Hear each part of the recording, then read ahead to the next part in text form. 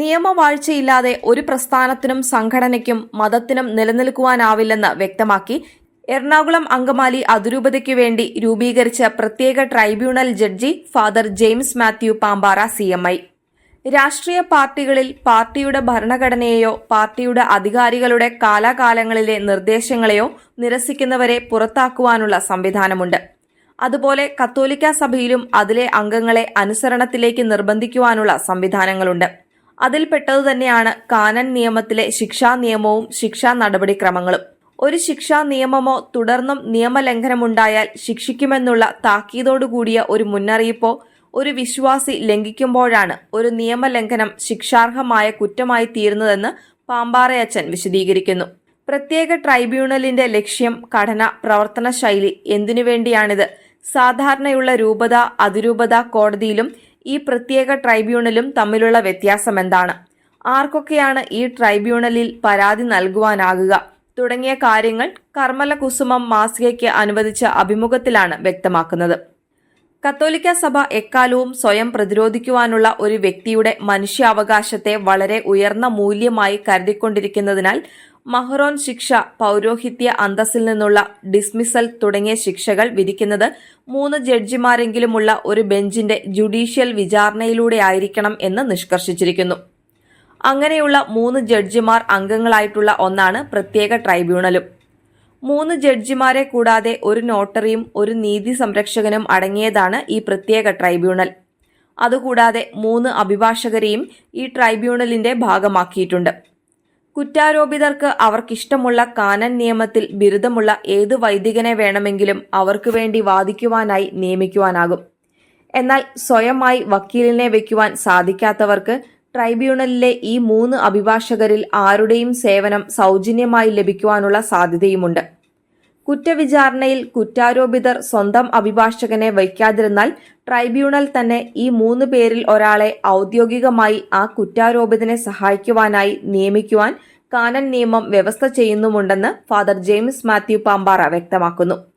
എറണാകുളം അങ്കമാലി അതിരൂപതയിലെ കുറ്റകരമായ നിയമലംഘനങ്ങളുടെ പശ്ചാത്തലത്തിൽ പ്രസ്തുത രൂപതയിലെ വൈദികരും സന്യസ്തരും അൽമായരും ചെയ്തതായി ആരോപിക്കപ്പെടുന്ന കുറ്റങ്ങളെ സംബന്ധിച്ച് പൗരസ്ത്യ കാനോന സംഹിതയിലെ ശിക്ഷകൾ ചുമത്തുന്നതിനുള്ള നടപടിക്രമത്തിലെ ജുഡീഷ്യൽ വിചാരണയ്ക്കായി എറണാകുളം അങ്കമാലി അതിരൂപതയുടെ അപ്പസ്തോലിക് അഡ്മിനിസ്ട്രേറ്റർ മാർ ബോസ്കോ പുത്തൂരിന്റെ അഭ്യർത്ഥന പ്രകാരവും വത്തിക്കാനിലെ പൗരസ്ത്യ കാര്യാലയത്തിന്റെ അധികാരപ്പെടുത്തലിന്റെ പശ്ചാത്തലത്തിലും സീറോ മലബാർ സഭയുടെ പിതാവും തലവനുമായ അഭിവന്ദ്യ മാർ റാഫേൽ തട്ടിൽ പിതാവ് സ്ഥാപിച്ചതാണ് കാക്കനാട് മൗണ്ട് സെന്റ് തോമസിലെ സീറോ മലബാർ സഭാ കാര്യാലയത്തിൽ 2024 ഡിസംബർ 18 പ്രവർത്തനമാരംഭിച്ച ഈ പ്രത്യേക ട്രൈബ്യൂണൽ.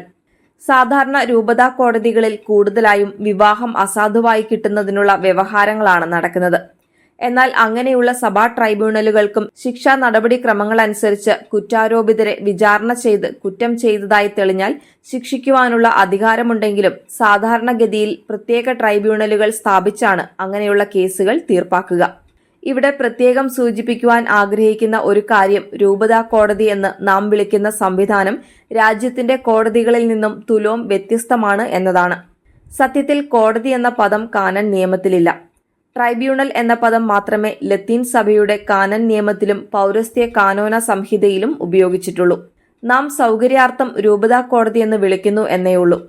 പ്രത്യേക ട്രൈബ്യൂണൽ എന്ന് വിശേഷിപ്പിക്കുവാൻ കാരണം ഇത് എറണാകുളം അങ്കമാലി അതിരൂപതയുടെ സഭാ ട്രൈബ്യൂണൽ അഥവാ രൂപതാ കോടതിക്ക് പകരമുള്ളതല്ല എന്നതുകൊണ്ടും ഈ ട്രൈബ്യൂണൽ എറണാകുളം അങ്കമാലി അതിരൂപതയ്ക്കകത്ത് സംഭവിക്കുന്ന കുറ്റങ്ങളെപ്പറ്റി തീർപ്പ് കൽപ്പിക്കുവാൻ മാത്രമായി രൂപീകരിച്ചിട്ടുള്ളതുമായതുകൊണ്ടാണ്.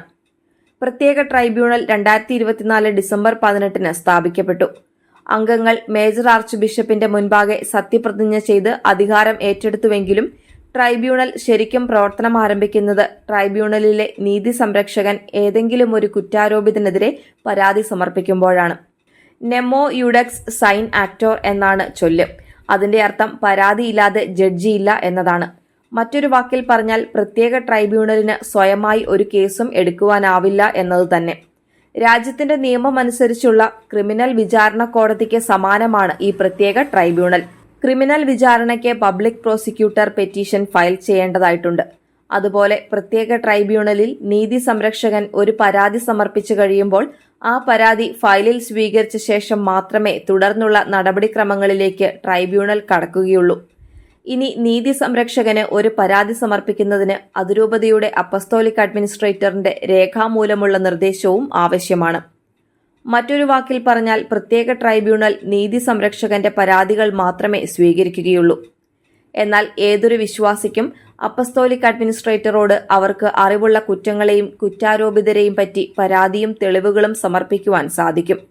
അങ്ങനെ വരുന്ന പരാതികളിൽ പൗരസ്ത്യ കാനോന സംഹിതയിലെ 1468 മുതൽ 1470 വരെയുള്ള കാനോനകൾ പ്രകാരമുള്ള പ്രാരംഭ അന്വേഷണത്തിനു ശേഷം പ്രസ്തുത പരാതി ഒരു ഡിഗ്രി വഴി കുറ്റവിചാരണയ്ക്കായി ഈ പ്രത്യേക ട്രൈബ്യൂണലിന് വിട്ട ശേഷം തൽസംബന്ധമായ ഫയൽ നീതി സംരക്ഷകനെ ഏൽപ്പിക്കുവാനും സാധിക്കും.